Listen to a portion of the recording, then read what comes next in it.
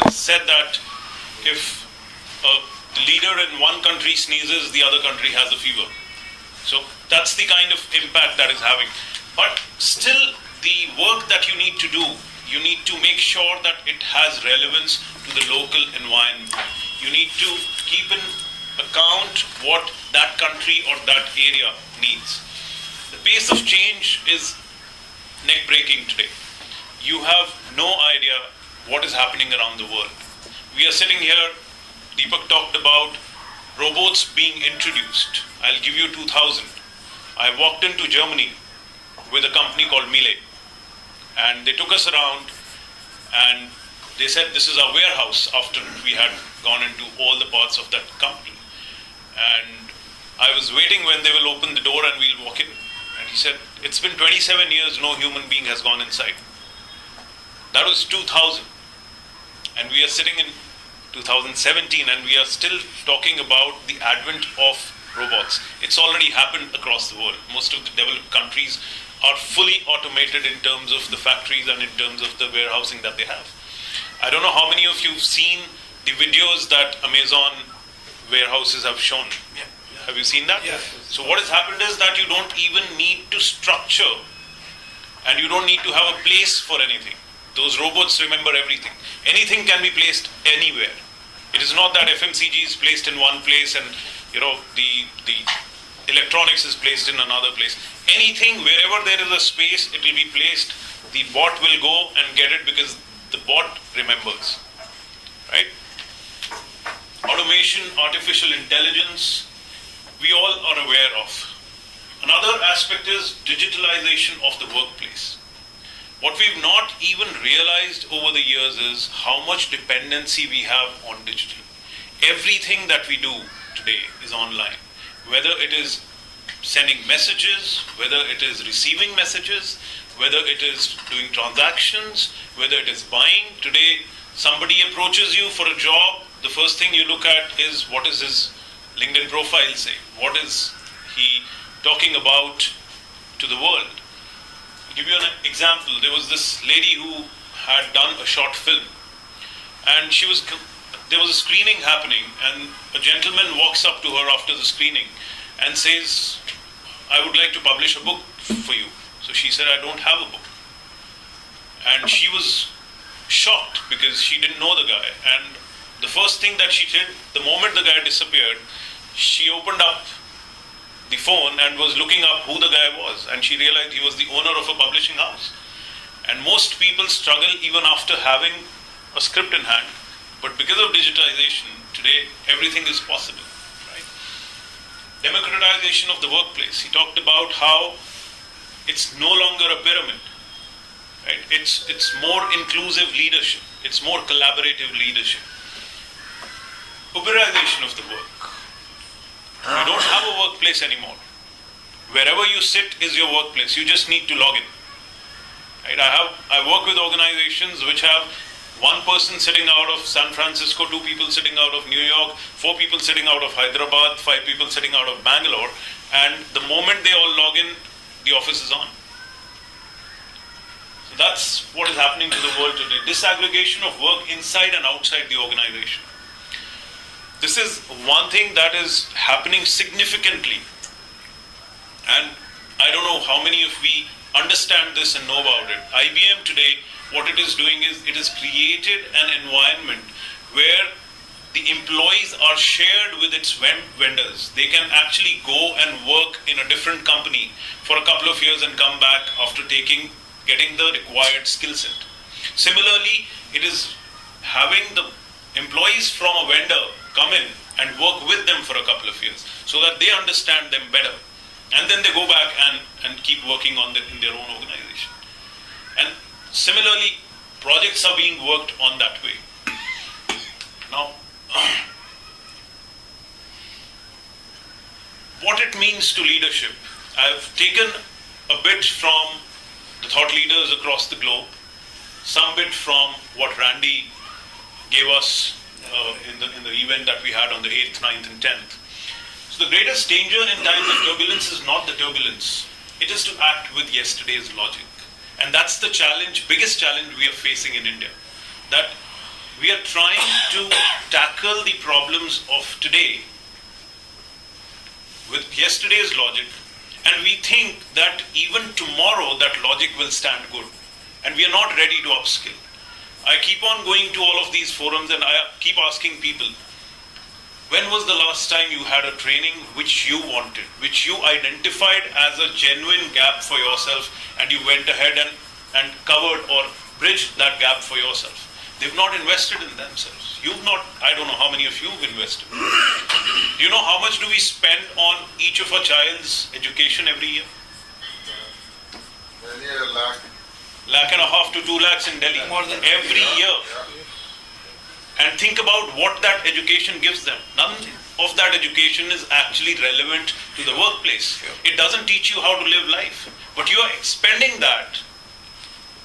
It is a spend. It is not an investment, trust me.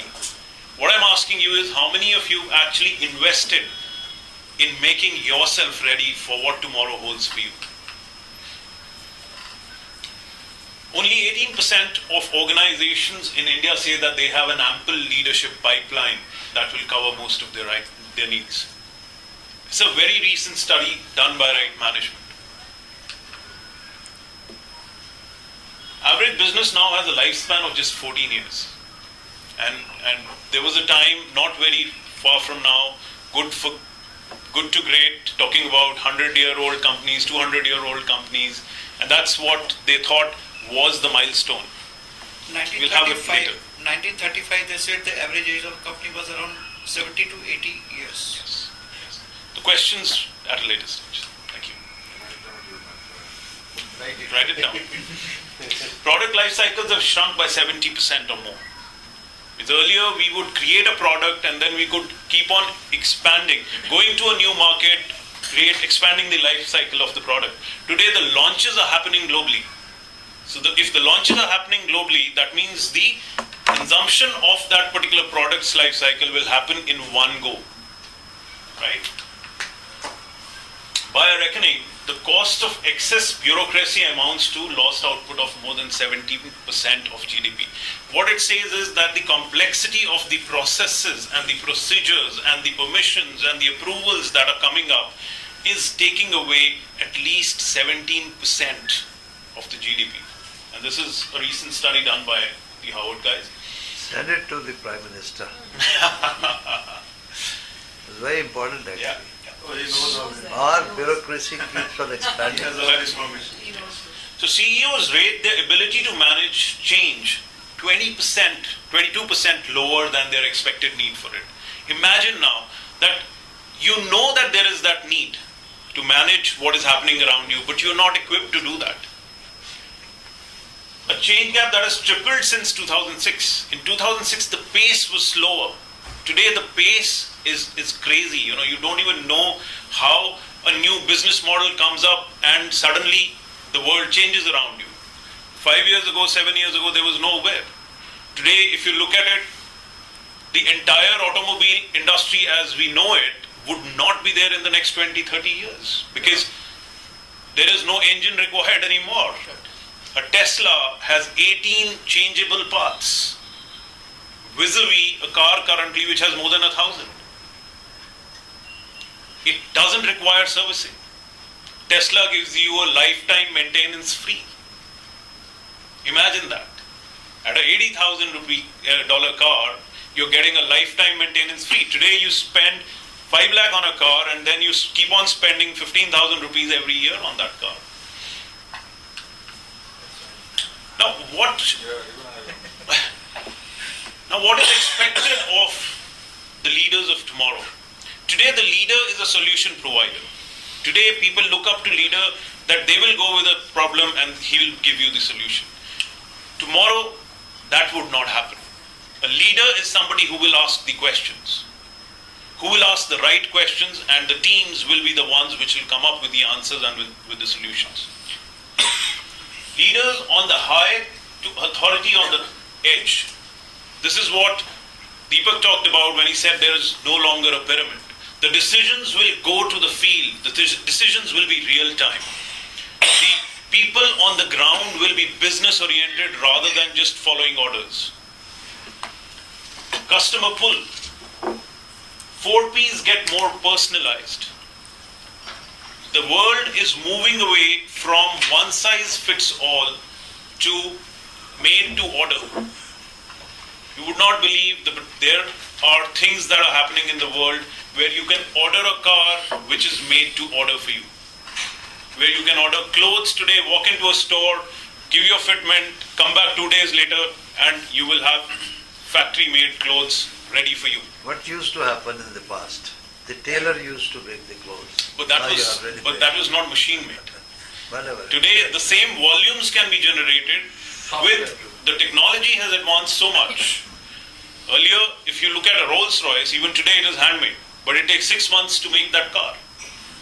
And you look at Tesla on the other hand, which rolls out 20,000 cars in 6 months, right? And that's the limitation that they have. They are looking at producing almost 1 million cars a year. Marketers to marketplace managers. Today we have people who are managing brands. Today we have people who are managing the product. So from there, you're moving to marketplaces. You're moving to Amazon. You're moving to Flipkart, Snapdeals of the world, who are aggregating. You don't even know the brands anymore.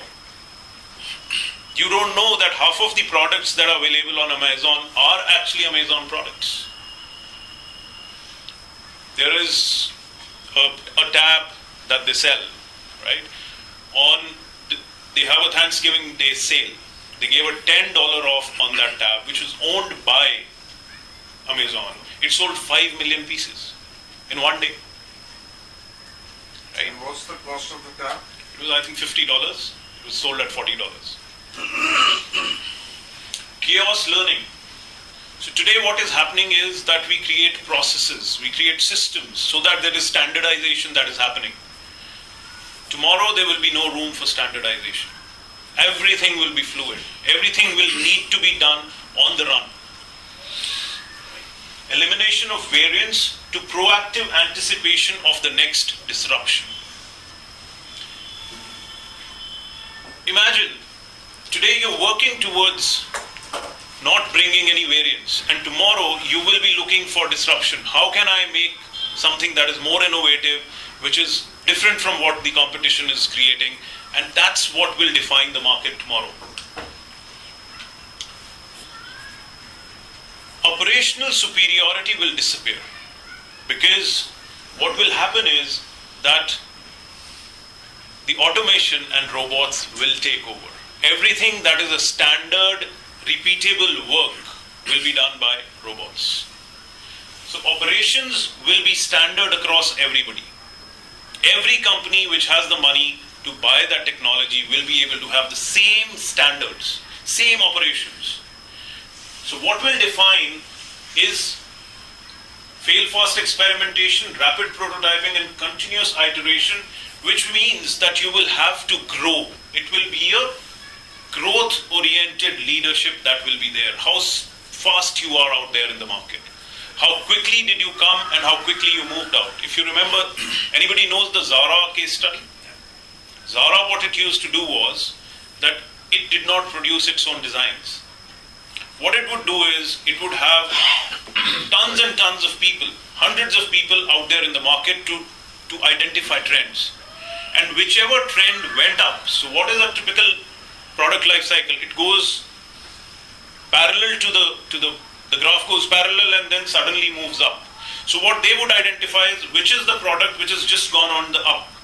And that's where they would enter the market with that product. And their speed would take over from there. And they would only have successful products after successful products.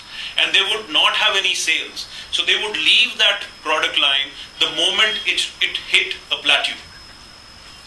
Which meant that the people who had originally defined and created those products did not make the profits, but they did. And that's the superiority that brought them the money that they got and the powerhouse that they've become today. They are one of the youngest billion-dollar brands in the clothing lines. Positive purpose. There's a lot of work happening in this domain today. The why of everything. Simon Sinek has suddenly brought out servant leadership to the top. What is the purpose of what I'm doing? And every person feels that This is something that is new. But if you will go back to the Second World War and start reading Viktor Frankl's Man's Search for Meaning, he talked about existential vacuum then. He gave a third line of psychology where he talked about what will really motivate people and what is going to happen in the next few decades. And this is already happening. What he talks about is an organization in 2008 where, you know how 2008 the crisis happened. It lost 30% of its orders, which meant that the entire profit was wiped off. There was a board meeting, and like everybody else, they decided that we should now let go of a large number of people, downsize. The owner stood his ground. He said, no, we are a family. And if in a family, one person or your child is not up to the mark, you will not throw him out of the family. You will try and help him out. You will try and do whatever you can so that he comes to the level that he should be. So what he said was, rather than if some people suffer a lot, let everybody suffer a little. And he made that announcement right there in the middle of a town hall. And he said every person in the organization will take 4 weeks off, which will be unpaid holiday, so that everybody can have some amount of money in their bank. What happened? They wanted to save $10 million. They saved $20 million. People started trading. There was ownership. So what happened was people who had money traded their holidays with people who did not have money. So people who had money took 6 weeks holidays, 8 weeks holidays, whereas people who needed money took 2 weeks holidays, 1 week holiday, or didn't even take a holiday. That's the purpose behind what we are doing. Or he gives a great example of Apple, where why that product is being created. If you look at an advertisement, it talks about what that product does for you, why you should buy that product rather than what he's selling. And he says, you will never buy an iPod or a music system from a Dell, but you're ready to buy a music system, a phone, a laptop, an Apple TV from an Apple, and you never question that. Why? Because they're not selling the product. They're selling the idea first. They're telling you why you should buy an Apple rather than buy an Apple. So positive purpose is the why of everything you do, the learning capability, comfort with ambiguity, and reacting with agility. We'll cover some of this as we go forward. Now let's look at the changing paradigms today. What was happening earlier? This is what a leader was doing. 5% planning, 15% training and educating, 20% competing for today and problem solving, and 60% budgeting, directing, controlling, maintaining resource allocation, which meant 20% leadership and 80% management. This is what the leader of yesterday was doing. The 21st century, the paradigm has changed completely. So you have 20% time to be spent on vision, strategy, innovation, 60% aligning, coaching, motivating, developing, 15% process and structure, and 5% measuring and evaluating actually what is happening. So you're doing 80% leadership now and 20% management. So the magic is to move out of management completely and focus on leading people, on developing people. Steve Jobs very clearly said, if you're hiring intelligent people and telling them what to do, why are you hiring them? So if you hire intelligent people and let them do what they want to do, or let them tell you what to do, that is what will work.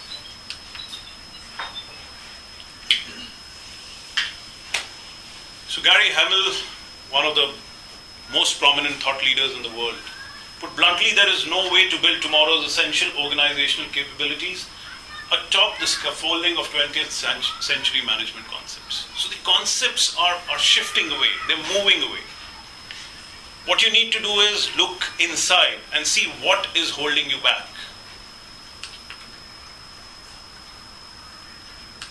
So what are the most critical leadership challenges? As McKinsey and companies study done last year.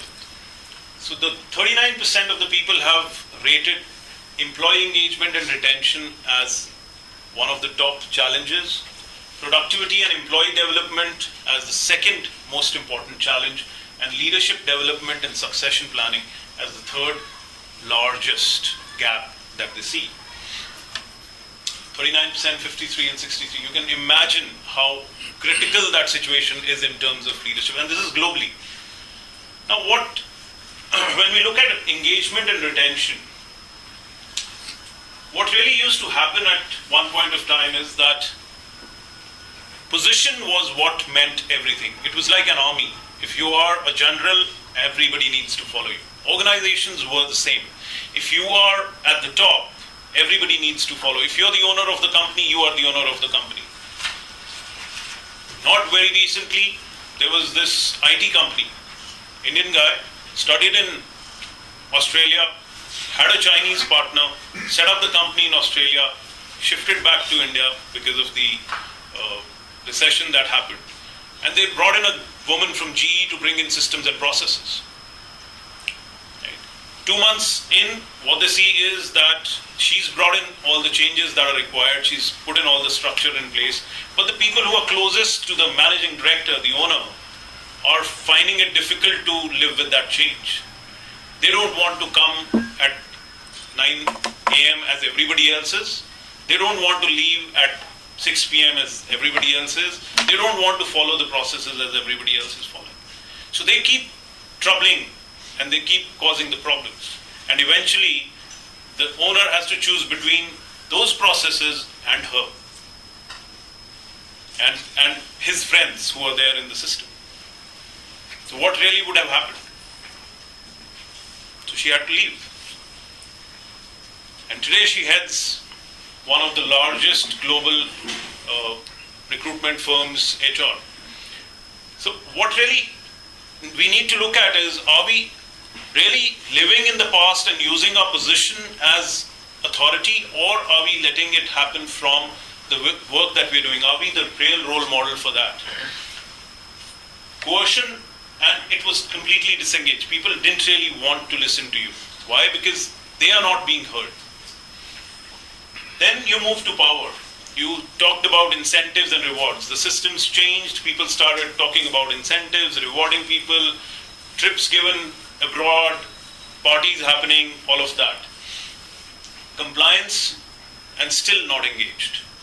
So position to power, but what really was needed was purpose. And that's what is coming up every time. Everything that we are doing today, people have started questioning, why am I doing this? 2 days ago, I met this lady who's currently heading the Delhi chapter for Teach for India. She's from Duke University, worked with Lehman Brothers, then at the New York Stock Exchange for 4 years, then did her MBA from Kellogg, went to,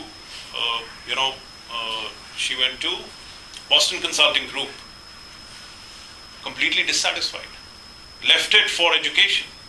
Today she's working with 30 people who are full-time with them and 300 volunteers who are going there and teaching in government colleges, government schools. That's what her why is. And look at the passion, the energy that she puts into it. You tell her to work for 16 hours a day, 7 days a week, she's ready to do that because she has a purpose, very clearly defined purpose. Self-motivation, trust, responsibility and accountability. And that goes hand in hand. First two are absolutely transactional, and the second one is transformational. The moment you find a purpose, you would jump out of the bed every morning. I've been in the corporate world for almost 20 years. For the first 17 years, I was doing everything that everybody else was doing. I was making a lot of money. But there was still that itch, I was trying different things, from textiles to media to advertising to executive search to setting up a business school, tying up with the top brands in the world, then coming back into executive search, setting up a commercial real estate company. Then finally, I got introduced to leadership development. And suddenly, the day I did my first session, I had a fever. When I came back, I was sweating. I didn't know what happened. Because what happened that day transformed me completely rather than. And that day, I found why I wanted to do what I was doing. And after that, I have not looked back. I start at times at 4:30 in the morning, go to Aligarh, do a session for 4 hours, 5 hours, come back in the evening. I'm still energetic. Why? Because that's what I love doing. That's what you need to find for yourself. So look at that. This is what today's percentages are. 30% of the people today are leading by fear and punishment. 62% by incentives and rewards. Only 8% of people have a positive purpose behind what they're doing. And that's the gap that we are talking about. That's where the struggle comes in. That's where the engagement becomes a bigger challenge. And that's why we see so much attrition. You know, in Japan, we used to talk about employment for life. But today that concept is withering away. Tata's probably one of the few companies. Infosys was that kind of a company. Ray-Ban, till Luxottica took over, in India they had just about 7 people leave that company. But today, things have changed. So when employees are intrinsically motivated, they perform 16% better and are 32% more committed to their job. Overall, transformational leaders are 130% more effective than transactional leaders. What I'm trying to show is consistency of the results that different researchers show for the same parameters. Companies with high trust outperform companies with low trust by 168%. Second, we talked about productivity and employee development. What would most improve your performance? Create a clarity about what the organization needs to do. People don't know why they're doing what they're doing. Regular specific feedback about how I'm doing. There is no feedback mechanism. People who've taken a job, have been there in the organization for 5 years, have changed the job profile, but they're still carrying on with the work that they were doing when they came in first. Because there is no real feedback coming in. So they're layering on, they're taking on more and more work, but not letting go of the work that they should not be doing in the first place. Development opportunities and training. So these are the areas that Blessing White is again one of the top research companies in the world. 70% of the employees say managers don't provide clear goals and directions. 70%. Imagine. And that's what we call leaders and managers. And I believe most of us are in a leadership role here. Only 37% of employees feel they have a clear understanding of what their organization is trying to accomplish. 5% of employees understand their company's strategy. 5%. A Harris Interactive study of 23,000 workers found 80% do not understand their jobs, relate to their organization's goal and strategies. They don't know what they're doing, how it is impacting the overall big picture for the organization. So they don't get that feeling of purpose. It's like, there are 3 people who are breaking stones. You go and ask one guy who's just doing it, tired, looking like out of place. So ask him, what are you doing? He said, I'm breaking stones, man. Can't you see? Okay. The next guy looks a little better. He's a little more calm. So you ask him. He says, I'm creating a building, I'm constructing a building. And the third guy is totally geared up and he's like, wow, and he's crushing it. And you ask him, what is he doing? He says, I'm creating a temple. So the why is very, very different for each one of them. And they need to understand why they're doing what they're doing. Now we look at productivity challenges. So we look at the weakness, Lack of training and development is 11%. Lack of recognition is 28%. And lack of communication 41%. Leadership development and succession. Companies that are serious about leadership development achieve more than double the revenue growth and 1.8 times the profit margin. Now this is a very, very complex challenge, succession planning. What really happens is that your board hires a CEO, and if the board tells the CEO when he's hired that we need to think about succession planning, so what is the message that is being sent to the CEO? If the CEO is confident enough, if the CEO is on top of his game, he will take it up as a positive aspect, but most people don't. They take it as, okay, there is a timeline that has been given to me that this is the number of years I am staying in the organization because I need to create a successor to myself in the next 2 years, 3 years time. So which means that my tenure in this organization is already put a stamp on. It's limited. So that's the challenge that people face in terms of succession planning. When I go and start talking to organization about delegation, the biggest fear that people have is if I delegate everything that I am doing today, if I teach my juniors everything that I know, then what is my need in the organization? What they don't understand is if they can create clones for themselves, that is the most important skill set that an organization requires. But how do you get that complex out of them? It's a real fear.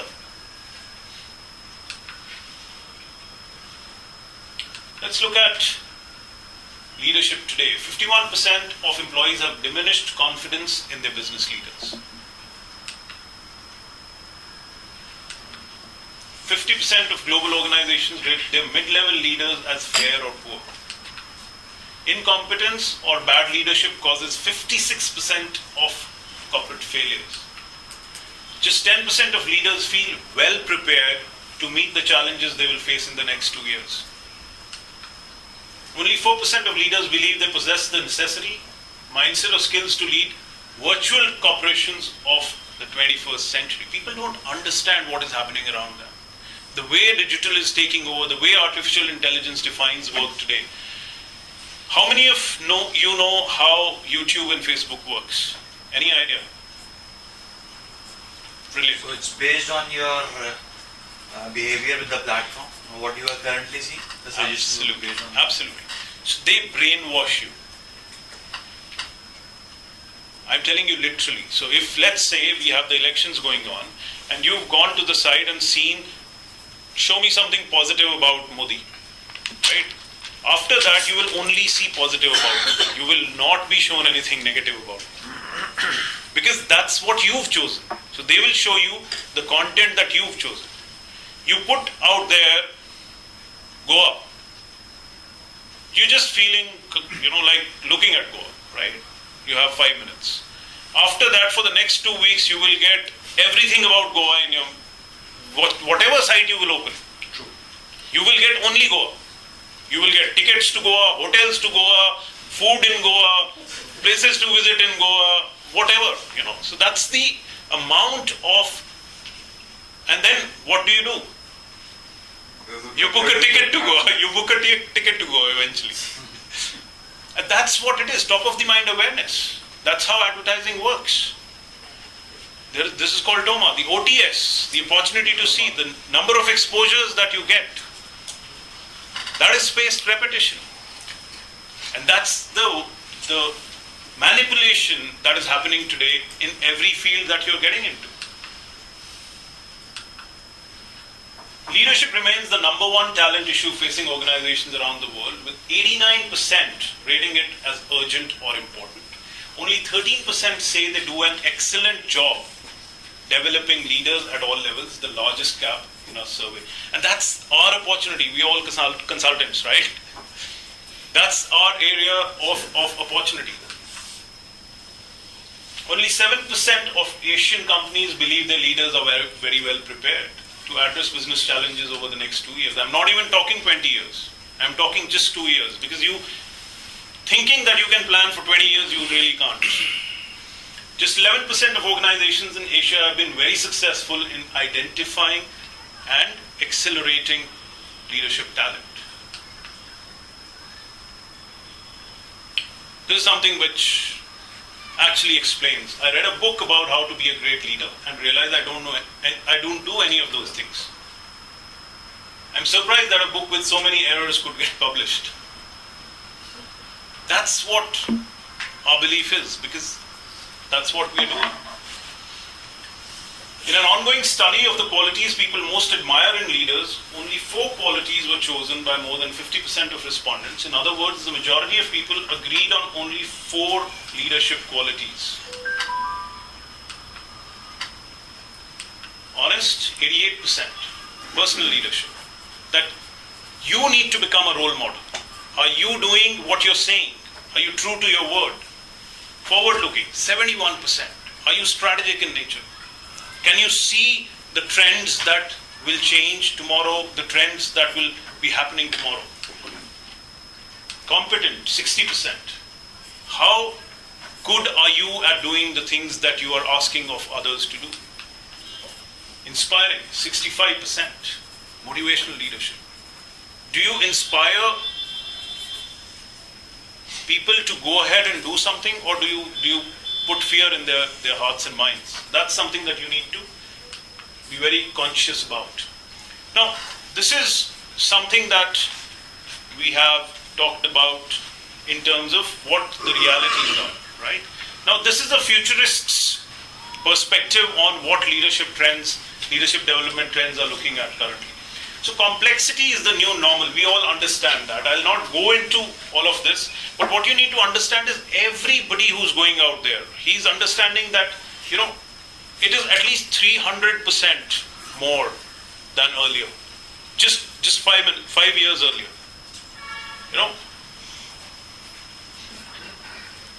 If you want me to go through it, or it's all right, right? Talent shortage is intensifying. Investment as workforce training will be required to lift skill levels in new markets and to remain competitive in developed ones. Expect a shortage of management talent, because it's crazy out there. There are no real talent available. And is it applicable in Indian context? Yes, absolutely. I'll show you. Yeah. This is a study done across 160 countries. Look at this. India is right here, 48%.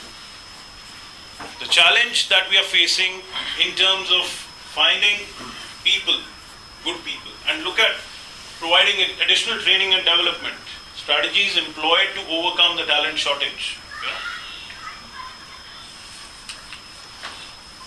Investment in first-line leaders has multiplied. First-line leaders make 50 to 60% of management on average and directly supervise 80% of the workforce. They are central players in a company's business strategy. And we don't empower them. And because they cannot take decisions on the floor, on the field, the pace of change is something that eats you up.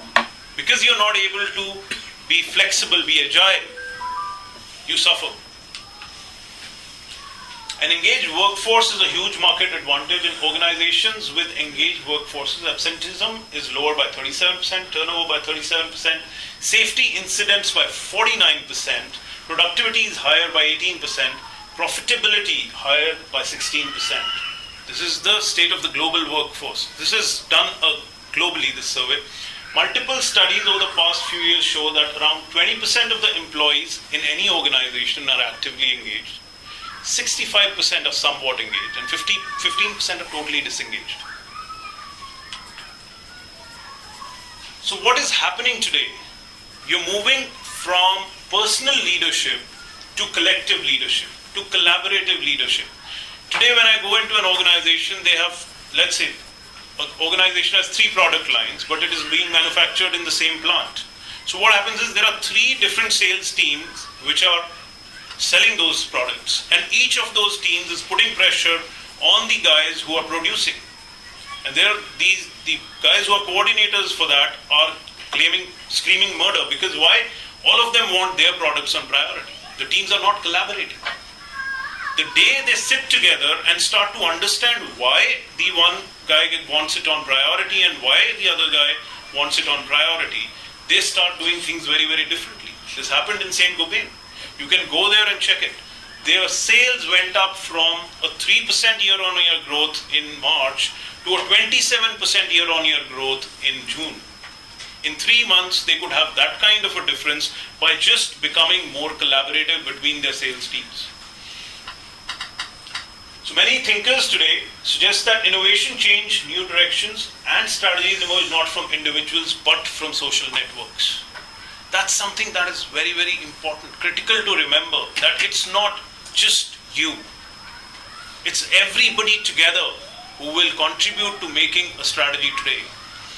It's not just about employee engagement anymore. It's today's connected world, leaders need to be concerned with engaging these groups of stakeholders in addition to employee suppliers, non-employee associates, partners, customers, and consumers. Everybody will contribute to the next strategy that you're forming, the next trends you're bringing in. If leadership is thought of as a shared process rather than an individual skill set, senior executives must consider the best way to help leadership flourish in their organizations. Imagine what will happen if everybody feels empowered. The story of the last 50 years has been the story of the individual. Story of the next 10 years, 20 years will be collective and collaborative leadership. And that's what has been followed in the not-for-profit sector for very long. And that's where you will take a lot of learning from. China follows this model to the T. And you can imagine in the last 20 years, China has overtaken India. And they were far, far behind India 25, 30 years ago. Today, they are nowhere close to where India is. Means you can't even imagine overtaking them. The complexity of the new environment increasingly presents what Ronald Heifetz calls adaptive challenges, in which it is not possible for any one individual to know the solution or even define the problem. Because the problem comes from different areas. Means one guy would not understand digital, the other guy would not understand technology, the third guy who understands technology would not understand artificial intelligence. 10 years ago, nobody could have predicted Tesla would come in and destroy the entire automobile industry. 5 years, 7 years ago, nobody knew that Uber and Ola will come in and destroy the entire physical, taxi business. It's a different world altogether. So what is really needed for this? What is needed is create multi-level leadership development systems. You need to create leaders. And there is a book which will be released very soon from Harvard Business Publishing, which is a book on how to create leaders. Right? So ensure consistency between the levels, consistent competencies, concepts, languages and themes. It needs to percolate through the organization. Everybody needs to speak the same language. Today, whatever is being spoken at the top is not being understood by the people at the bottom. Give each level a strong role in the programs for the next level down. So each level needs to be involved in upskilling the next level.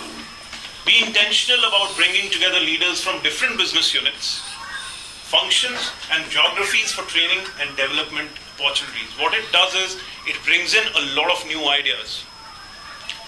I'll give you a simple example. Alana is one of the largest food processing companies in the world, 26,000 crores in turnover in India alone. One of their plants was following the raw material acquisition of the animal is the toughest challenge for them. So one of the plants, what they started doing after BJP came in because of the challenges they were facing, they started going to the market rather than letting the market come to them. Earlier they would buy it from something called the mandi. Right? Now they started going to the market, they started visiting the villages where those guys were consolidating. And from 3 vendors, they went to 100 vendors. The inconsistency in the raw material changed. A plant which promised 70,000 tons in a year, 70,000 metric tons of processed meat in a year, is now going to do 110 metric tons of processed meat in this year. Right? just because of figuring out how people from various areas came together. People from sales were sent to the market, people from operations were sent to the market, HR guys were there in the market because that's what they needed at that point of time. And when everybody came back and shared their experiences, it got percolated across the organization.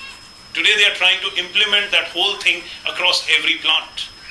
And imagine from 70,000 to 110,000 metric tons. Imagine the impact it would make on the bottom line. And they've not invested anything in technology, no new plants, no new people. So there is no real investment gone in. So it is whole impact on the bottom line. Boot camps are out. Sorry, I saw the boot camps in your slides, but employees are tired and pedal to the metal training will only make them more tired. Design learning that's practical, challenging, and also includes chances for team bonding and laughter, quiet time and reflection, discussions and brainstorming, a bit of surprise and adventure. So what we need to do is learning that's relevant, practical, and challenging is appreciated. As work changes, so this is another perspective that we have, leadership development has to keep up. You need to master the digital. You need to understand how to take advantage of, let's say, a simple tool as a Google Calendar. If it works with a to-do list that you've created, can change your life in a big way. You can save, if not more, at least 2 to 3 hours a day just by using that one single tool. To-do list, basically. No, I use it, but I don't think. So there's a lot more that goes into it. There are a lot more tools that get integrated into it. So you can just about create anything out there. But Sandeep, people are saying that to-do list is no more relevant today. Everything is here and now. I firmly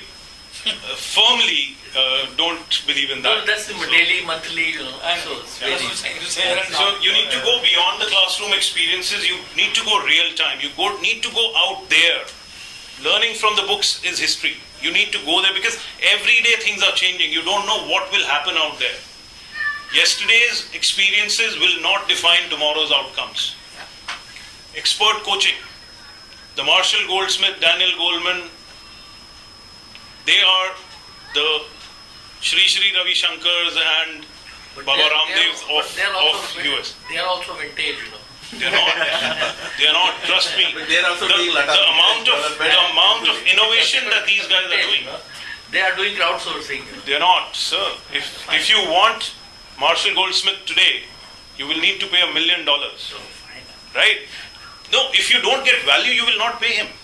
That is true. Why are people paying that kind of a person? Because he's facilitating. He's no longer training you. That's right. He's helping you uncover your own potential, those gaps that you have within, those self-doubts that you have. He's uncovering those self-doubts and giving you room to grow. Now, there are 3 key competencies. I'll quickly rush through these competencies. Communication, mindful presence, and agility. Right? Communication is 360-degree communication. I'll give you an example for DuPont. 2008, how many of you remember the crisis that US and the world went through? Downsizing across the board. Right? DuPont, almost 8 months before it happened, they have something called a disaster management plan. The CEO, global CEO called all the CEOs, sat in a room like this and told them this is going to happen. We are going to get hit. There will be no cash in the market. What I want you to do is go back to your teams, tell them nobody will be fired, everybody's salary will come in time. All you need to do is one thing. Sell only on cash, no credit. All the credit that is there in the market, pull back. So all your people will sell only on cash, and every rupee that is there, every dollar that is there in the market needs to be pulled back. Those CEOs went back to their countries, sat with their top teams, one-on-one, told them the same thing. A mail was sent with the same message by the CEO to the CEOs, CEOs to the functional heads. Those functional heads sat with their regional heads, same communication, same message, same mail sent, followed it. They went to their area managers to their field executives, everybody talking the same language, followed by written communication of what they were saying. This company did not fire a single guy globally, 127 countries. So in India also many cases are there. Right? So what is it that we are doing? Are we communicating well enough? Listening. When we are born, the first skill in communication that develops is listening after the sign language. The second skill that we develop is talking. The third skill that we develop is writing. But what really happens? The training that we get, the teaching that we get is in writing. लिखते जाओ, घिसते जाओ बेटा. Cursive writing, essay writing, go writing. Then some amount of public speaking, how to talk. Less than 2% people in the world have a formal training in listening. Less than 2%. And you listen 100% of the time that you're awake. So what you need to ask yourself is, are you listening enough? And this is one of the critical skill sets that the leader of tomorrow will need. Empathy, emotional intelligence, multi-generational, multicultural, multi-geographical communication. Are you ready for that? Do you understand that the same message that you're giving in India might have a totally different meaning in China? It might have a totally different meaning in Japan. It might have a totally different meaning in Brazil. Organizations have been wiped out of countries because of the advertising or the messages that they've given. So what you need to remember is each person is different. His communication style is different. Whether he's driver, whether he's analytical, whether he's amiable, whether he's expressive. On the basis of that, your communications should change. And I'm sure you all know Mehrabian's 7% of what communication is words, 28% is your tonality, and 65% is body language. So the words that you so struggle with just make 7%. And the focus that we have is purely on words. Mindful presence. In a survey of 2,000 employees, Bain & Company found that among 33 leadership traits, including creating compelling objectives, expressing ideas clearly, and being receptive of input, the ability of being mindfully present, also called centeredness, is the most essential. People are sitting there. A lot of you are sitting here, but you're not listening. There is internal chatter going on. You're thinking about something else. Right? That's the critical skill that you will need to have. A person who's sitting in front of you, if he realizes that you're genuinely listening to what I'm saying, half the job is done. That person feels so good that there is somebody who's actually giving him complete attention. That's what makes a lot of difference. And we are having complete conferences on that. 1 hour is too little a time on touching on that. Research also shows that there's a direct correlation between leaders' mindfulness and the well-being and performance of their people. In other words, the more a leader is present with their people, the better they will perform. I'll miss out on this. Strategies to mindful presence. Be here now. Presence is not a choice, it's a necessity. If you're not there, you will miss out, because the employee would not wait. Today, the opportunities being provided to the good guys is crazy. You saw how much gap there is in terms of the talent. The good guys will be taken away. They will have multiple jobs present. Do less, be more. Embodied presence. So you need to be there. That's the most important message. Agility is another critical aspect. Deepak touched on it. What is agility? The ability to achieve sustained success in an environment of accelerating change and increasing interdependence. Essence is, you focus, you step back, you gain a broader, deeper view, and then you re-engage and take action, because that's what is required. You need to take action. You can't keep on waiting to take a decision. The decision needs to be taken there and then, because change is happening now. Leadership agility is the master competency needed for today's turbulent economy. Research indicates that less than 10% of the managers have mastered the level of agility needed for sustained growth.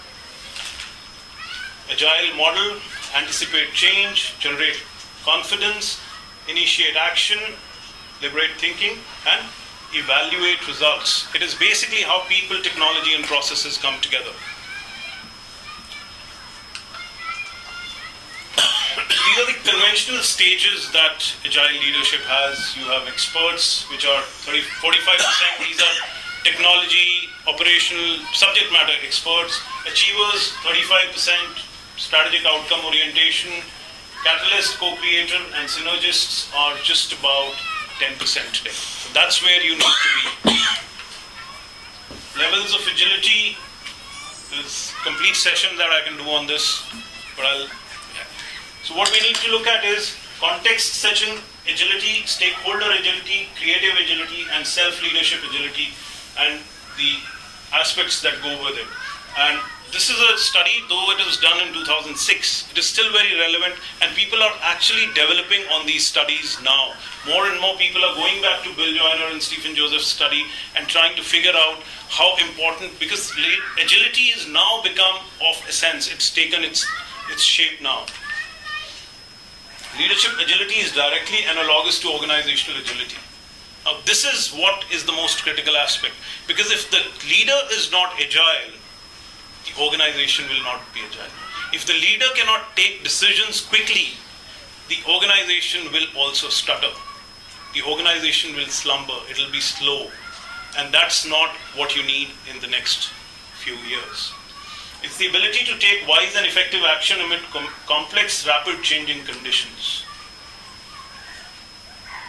So, huge amount of studies, stop choosing potential leaders based on unrelated skills, broaden leadership development to more employees, track progress and growth, focus on continual leadership development.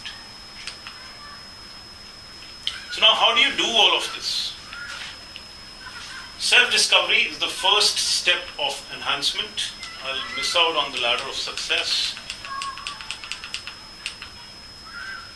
So leadership actually starts with you. If you look at the two aspects to anything, basically, circle of influence and circle of concern.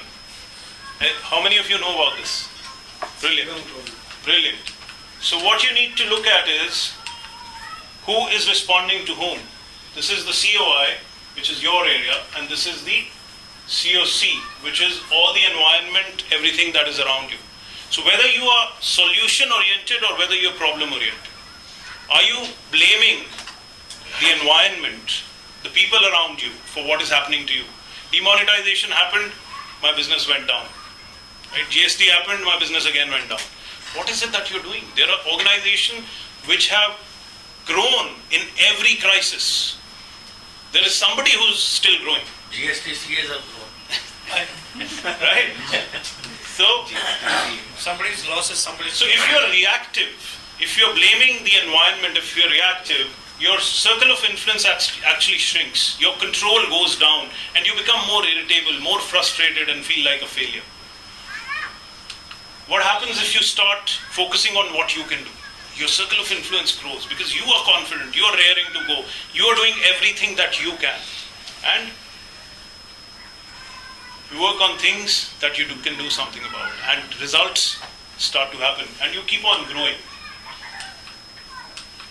God give me the strength to know what I can change, the knowledge of what I cannot change, and the wisdom to know the difference. A very, very popular quote. A little about LMI. So 85 countries, 4.2 million people, effective changes consistently, 18 locations in India. Interventions produce a direct ROI on your investments. Is being a good role model important? We talked about how important it is to become competent yourself so that your team follows you. Why is it important? That is what you need to ask yourself. And then you need to identify the gaps, where you are and where you should be. Once you identify the gaps, you need to figure out what is the plan to bridge that gap. We have found that there are gaps in goal setting, planning, execution, time management, focus. Are you organized? Can you visualize where you want to go? Are you clear? Are you acting upon what you need to do? Personal versus business. People are successful in one area of their lives, but rest of the areas are completely let go. Every year Switzerland has one CEO commit suicide. Every year. It's the happiest country in the world. A CEO makes millions of dollars. He's at the pinnacle of success professionally. But he's had 4 divorces. He doesn't have any friends. He doesn't know anything about spirituality.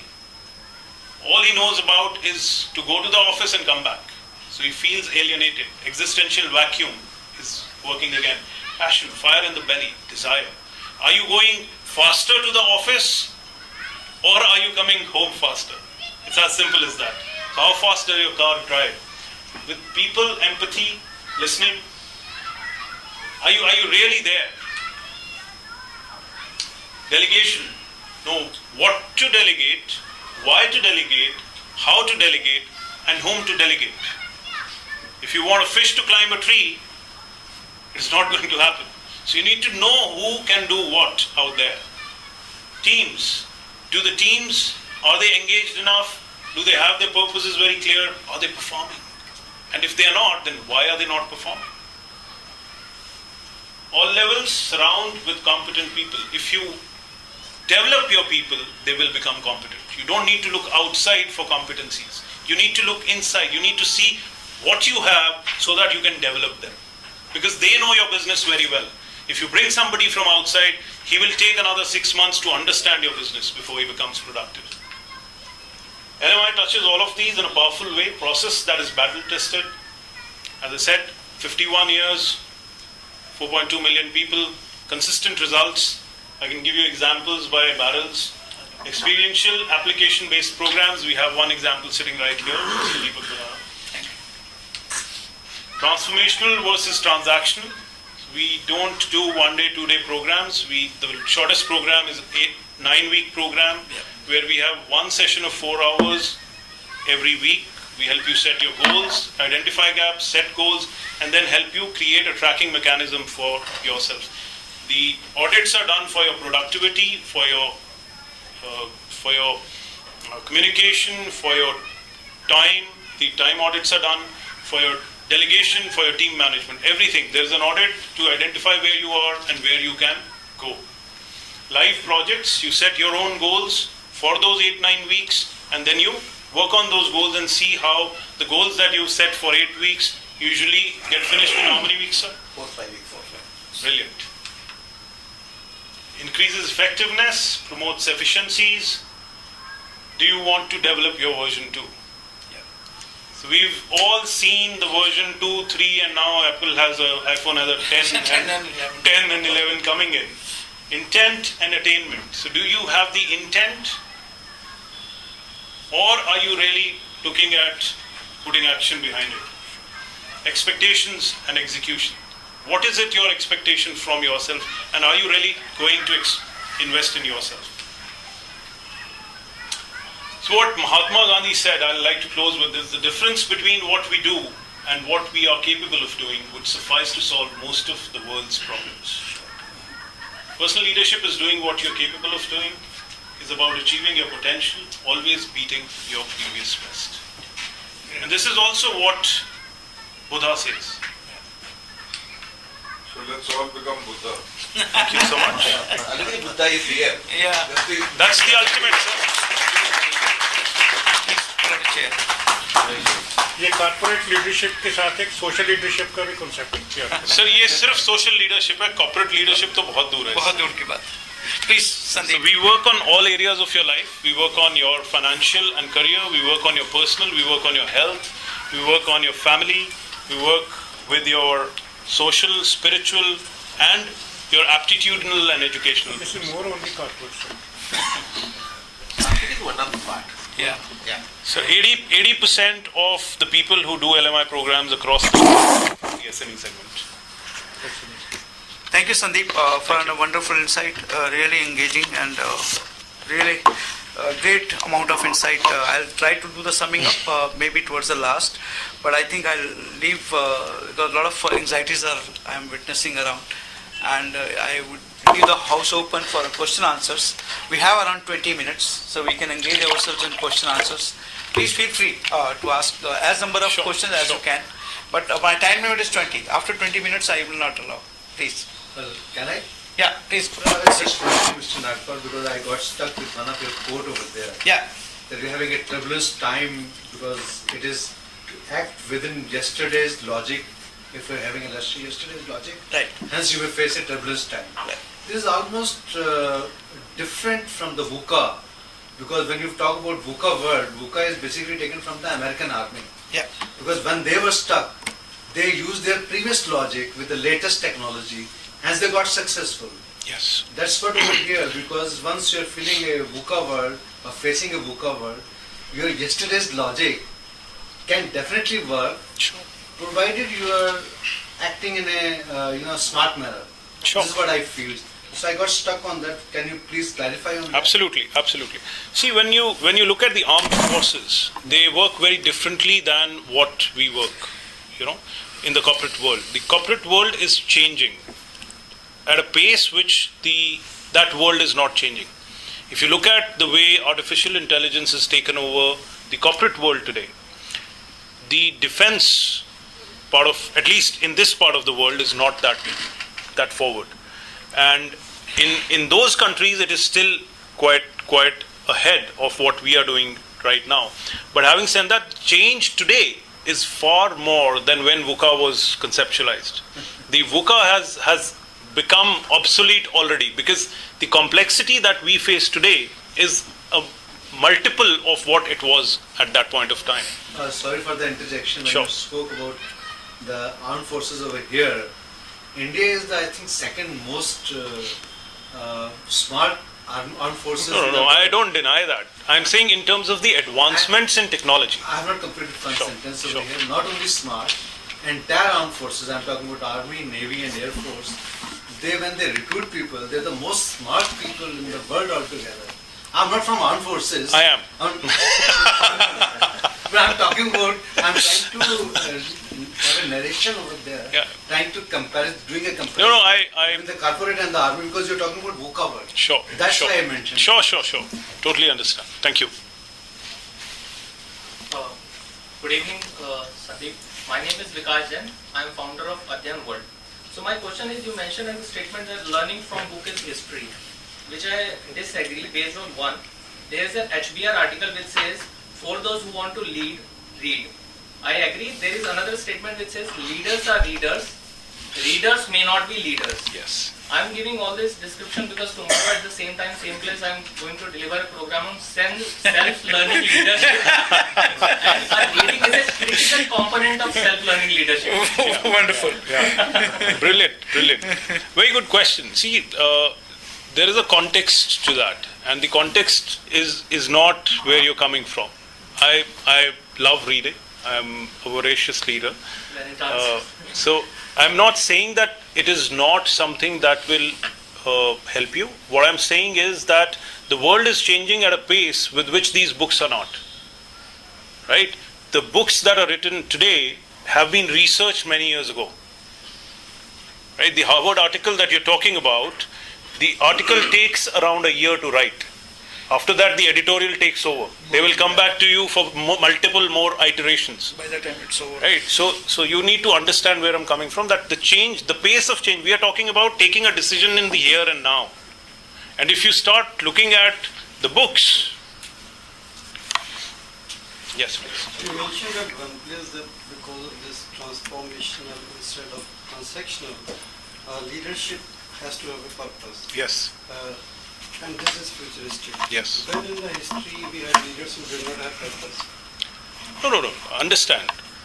If you look at the leaders from the past, they had purpose. But that purpose has been diluted big time.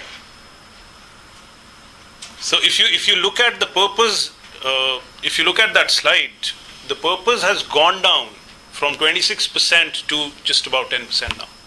So it's reduced. I believe even 5%, even in 60s, in 70s, in 80s, every time it was only 5% who had the purpose, and they were the leaders. So how in future it is going to be different? I mean, Because that's where the focus is now. Servant leadership is something that people are focusing on. There's a lot more emphasis on coaching today, where India, it is still not as advent, but if you go at a global level, people are taking help of coaches, because in India it might still be a taboo, but globally these coaches are helping them go into the depth of what they're doing and why they're doing. No, I'm just giving you a perspective that this is. Another thing is, earlier we were talking about leadership at the leadership level, at the functional level, growth leaders or the capable leader kind of thing, operational. But we are now talking about leadership at all levels. All levels. So when we are talking about at all levels, let me help you out. it makes a lot of See the concept of a distributed leadership. Yeah. Is pretty old. Absolutely. And that's what we are saying, leadership at all levels. It That's is not something See, if- new. That's right. It has been there for a pretty long time, Yeah. you know. Isn't it? See, if you will go back to Gita, and if you will go back to the learnings of Buddha, which is like 2600 years old, and Gita is probably multiple more centuries old, you will find all of what we are talking about is there. Absolutely. Right? So, the relevance of the leader inside you and finding a purpose to what you're doing is that old. And that's what we are talking about. That the days of exploiting the world and screwing the world all over is gone. You need to find positive purpose to everything that you're doing. No, but Amazon is doing it.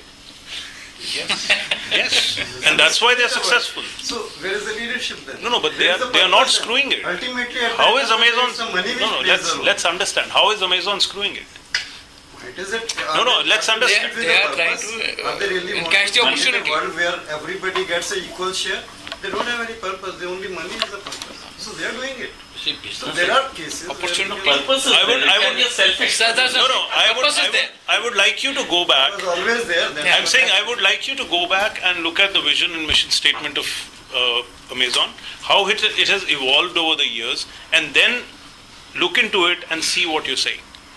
You will find that It's they. true for 99% organization. It's only So everyone has the one purpose, you know, to make money at the same time. Sir, things have changed drastically with Warren Buffett putting in 70 billion into philanthropy, Steve Jobs giving everything that he had, with Mark Zuckerberg already in his 30s Those giving. who passed out from Harvard in 1980, 60% of them went to Africa to do the That's your. social work. So I'm talking even 35 years back it was there. No, but Why Warren Buffett is one case or... No, I'm saying that is already happening. That is already happening.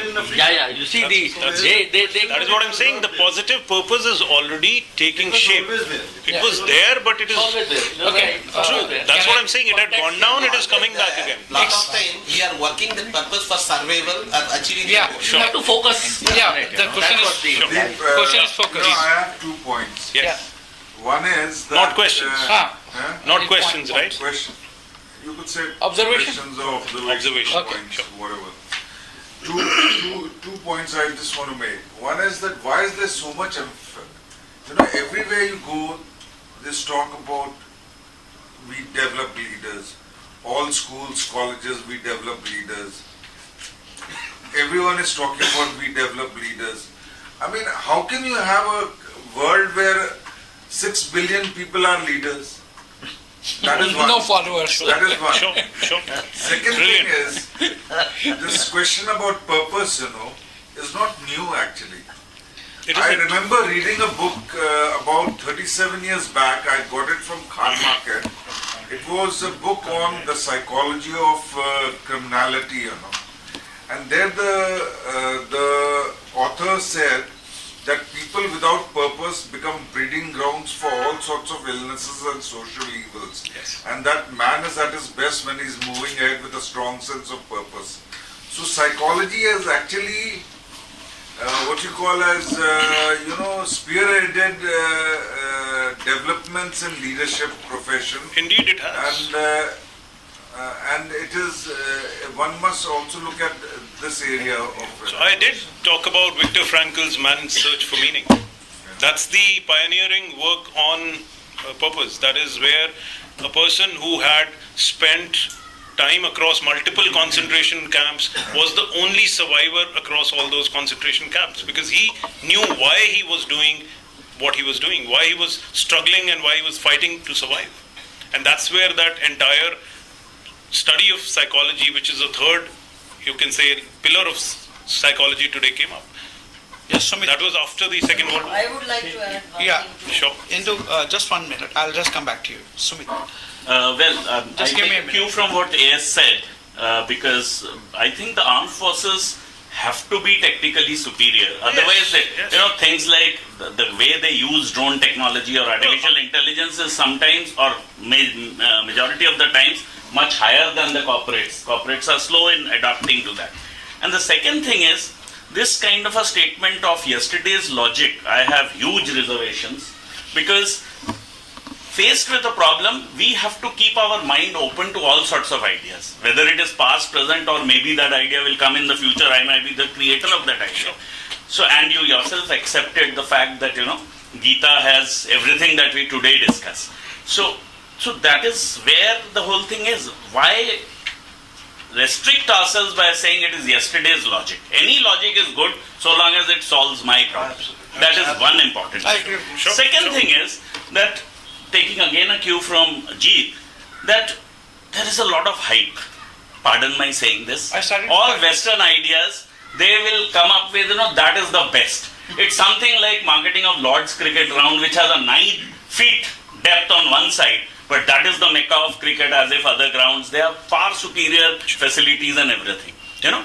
So this Western world's pressure onto pushing their concepts and ideas, and unfortunately we blindly, even today after so much of discussion, we are still following. And they are just, you know, yoga is branded there, and haldi is branded there, and, you know, basmati rice is branded there, just because we don't do our homework properly and documentation properly. So I think our focus here has to be on what is good. I actually do a program on managing modern organizations using ancient Indian logic. I use the word ancient here. I did it for BHL Haridwar. Brilliant. So ancient Indian logic is what is working, you know. So we have a treasure trove which we don't follow. We have not documented. So that's where I think these things come in from. And I think some of us was the right have place, to get together. Sure. So Sandeep, Can I give you a perspective on that? Yeah, sure.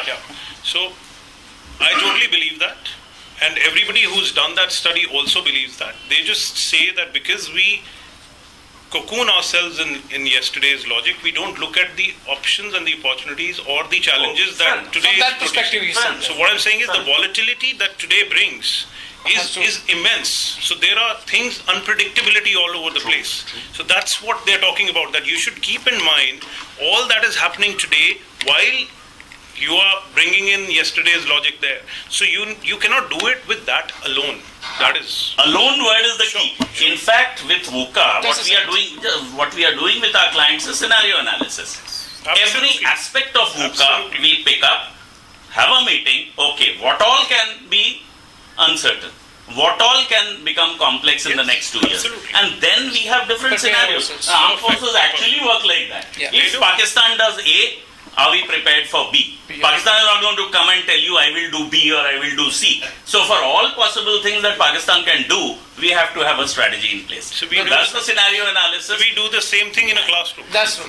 The EPP program sorry, is based on that. sorry. Just, half a second interjection. sir, just a second. I have a friend waiting for. Very good evening, Indu. It's in line with what Sumit was saying just now. See, all these concepts have been in existence from times immemorial in Gita and all our Absolutely, Indian absolutely, scriptures. absolutely. The only thing is, it's a cyclic world. Certain concepts get diluted in certain contexts and situations. Sure. It's for us to use which concept is relevant At that point of time. mix of which concepts are relevant yes. in a given socio-economic, political and business scenario. Yes. Absolutely. That's what I Yes, Absolutely. absolutely. Thank you. Half a second Yeah, interjection, please. Yeah, tell me, sir. Again on the point of, because you mentioned about OTS also. Yeah. Now, I'm in a digital medium at present now. I think you got my question very Yeah. easily. Yeah. People talk about leads. I'm talking about brass tacks now. Yeah. People talk about leads, how to ensure OTS over there, Sure. because they don't understand the OTS at all. Yeah. Right. Now, if I give a previous logic, which I gone through the print media and the electronic medium, they don't understand. They'll So I have to teach them, I have to educate them. Only then they can understand. But they ask for the leads. So you are an evangelist. You are an evangelist in today's How do you have world. leadership over there? Right. Okay, last question, please. Just a second, sir. Just give a chance to that gentleman. Yeah. In all of these cases, what I'm seeing that I'm missing is they're all on the top to do things, more like foreground kind of things. There is no background thing that's happening. Like first of all, like you said about Viktor Frankl, he actually comes from a third dimension, Yes. which is Lego therapy it's called, Yes. which is called the spiritual part. Yes. So we have spiritual, mental and physical, Yes. and then metaphysical. So as a leader, if he is not aware of this, these are the background thinking, because if your background thinking is not correct, whatever you'll be doing on the top, Sure. actions, they're going to misfire. Absolutely. So when you, as a leader, you have to be like totally aware of and also in experience of spirituality. Sure. Not in terms of religion or God, but in the spirit. In a world where you actually experience connectedness with everything. So that's what the Lego therapy, that's what the Viktor Frankl's actual thing is, that, and that is not hardly discussed anywhere. Right. If 30 seconds, just a comment about the boot camp thing.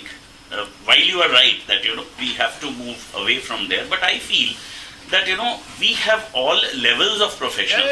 The freshers who are starting off. I'm talking at a leadership. Pedestal, you need a boot camp. Sir, I'm talking at a leadership level. We were talking leadership development. Even a sweeper supervisor is a leader in his own way. Let's understand. Take this lecture as a boot camp for leadership. Okay. One point. Please. One point I just wanted to make. You mentioned about using past logic to solve tomorrow's problems. And in this context, actually, Albert Einstein has said a very famous thing, maybe famous or not so much. He said that every problem can be solved only from a higher level, not from the same level. Absolutely. Isn't it? Yes, I agree with you. You cannot use the thinking where the problem was. At the same level or the He actually said what if you keep on doing the same thing, you will keep on Same getting result. the same result. Same result. That is what Einstein said. Yeah. If we are talking about it, it's famous. Yeah, the way we create a challenges problem, with the same mind it is very difficult. So Okay, that friends, is very difficult. maybe after the session you can take it. 2 minutes है अभी 25 बोला नहीं 25 बोला था पर मेरे को summing up करना है. I had to do the summing up. I wanted just a small clarification. You said these processes also will not exist. This is a very sweeping statement. In fact, Processes. it has gone above my head. See what happens. I'll give you a simple understanding. When I talk about processes would not exist, the processes that we are running with since, if you look at what the processes that were followed 100 years ago, they are no longer there. Exactly. So those processes have become shorter and shorter. If there is a robot doing that work, then what will that process do? What will that process do? No, the new processes Let me take over. That's what I'm saying. See, the operations would be taken over by automation. No, why even robot I go and withdraw money from ATM, the whole process has changed. We follow it and behind that there are... I think nobody goes to the banks today. There are two people. I can show you factories producing 5 million cans a day, having 2 people running that factory. Yes. 2 people. But the processes are there. The process is not run by you, right? It is system based. What I'm saying, when I withdraw money from ATM, there are 110 processes behind it which are working. Obviously. And the processes will be there. No, it's the speed. It's the speed and updated When technology. he said processes will not be there, I Latest news in chess world is whatever knowledge of chess is there, this computer learnt it in 3 hours. 3 hours. Whatever knowledge of chess is there. So it's a faster, it's a speed. Okay, friends, thank you very much. Thanks, Sandeep, and thank you all of you. My takeaways, I'll just take a couple of minutes to summarize. In fact, leadership is number one issue. There's no denial. And everybody, every organization is now struggling to have a leadership on the ground. Pace of change is getting crazy. We might be operating in global level, but we have to keep the ground local as well. Have to have feet on local ground to deal with global issues.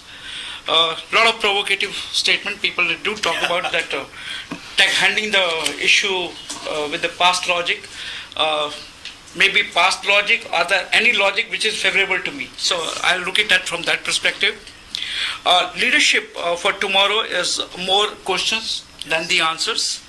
It will be customer pull, and there will be chaos learning. Yes. Everybody will be learning through chaos.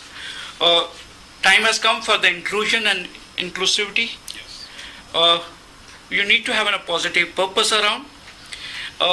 If you need to fail fast and do the experimentation, because sooner you fail, you have a learning opportunity and quickly you can learn. There's a paradigm shift which is happening. Earlier we used to witness 20% leadership, 80% management, but today 80% leadership and 20% management. So it's a complete transformation which has happened. The leadership is all about self-motivation, trust, responsibility, and moving from transactional to transformation today. There has to be clarity on goals, because as of today, more than 80% organizations and the people are struggling around what is my goal, what is in it for me, whether I need to do this or to do that. There's a lot of confusion. Feedback is very, very important. Learning from the feedback, the gaps which we talked about. Today the organizations are having only 4% leaders having clarity as to what needs to be done. Probably rest of the 96% has to think through and reflect back as to where they are and how they can cope up for the future leadership.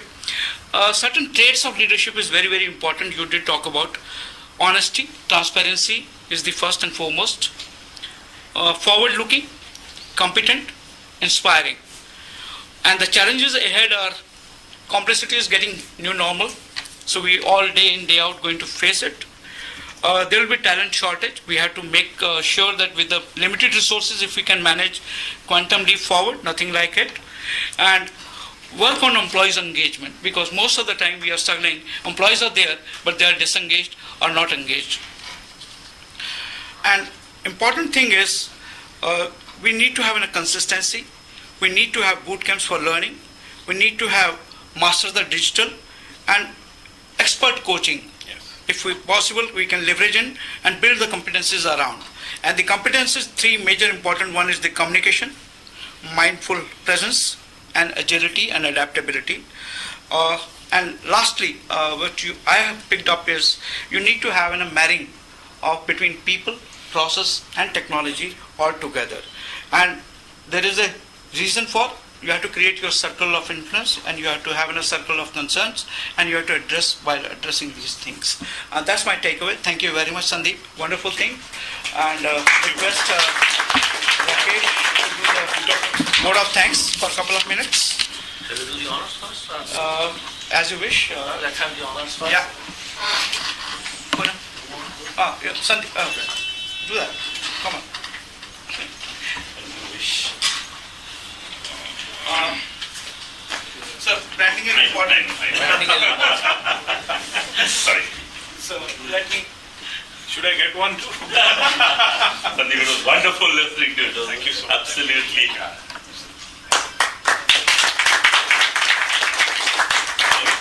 फिर से एक chance नहीं लेना चाह रही हूँ वापस नहीं लेना Thank you so much.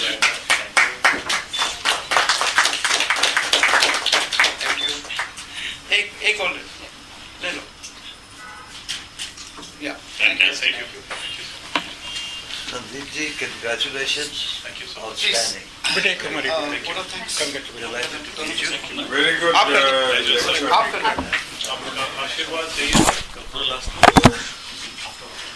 Based in Chandigarh. No, I'm based here, Gurgaon. Okay, just 1 minute. Vote of thanks and congratulations.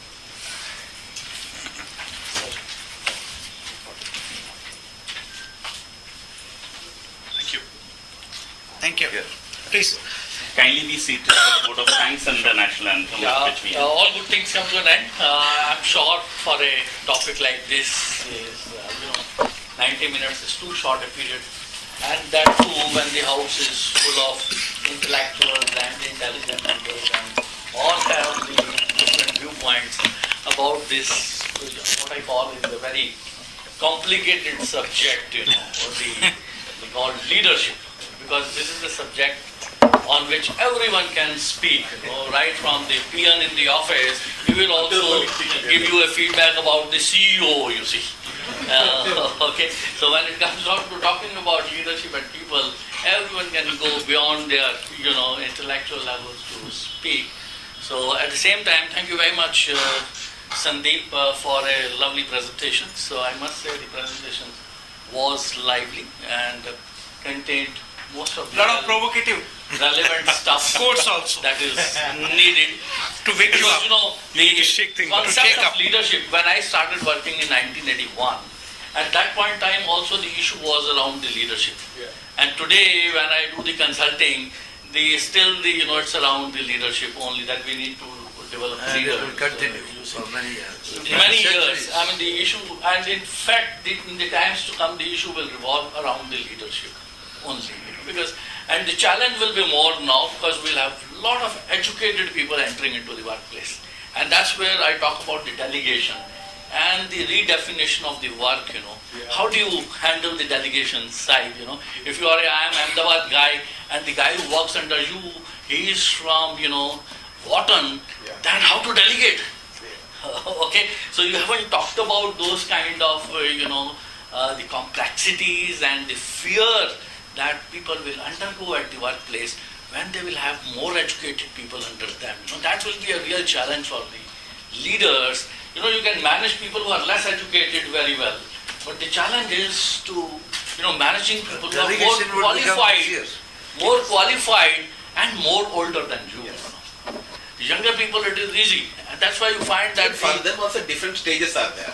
Yeah, we'll talk about that. Maybe in some time, next time we'll have the session. Thank you very much for that. And the second thing, is about the national anthem. We have a practice to do the national anthem. And then thank you very much, the lovely audience.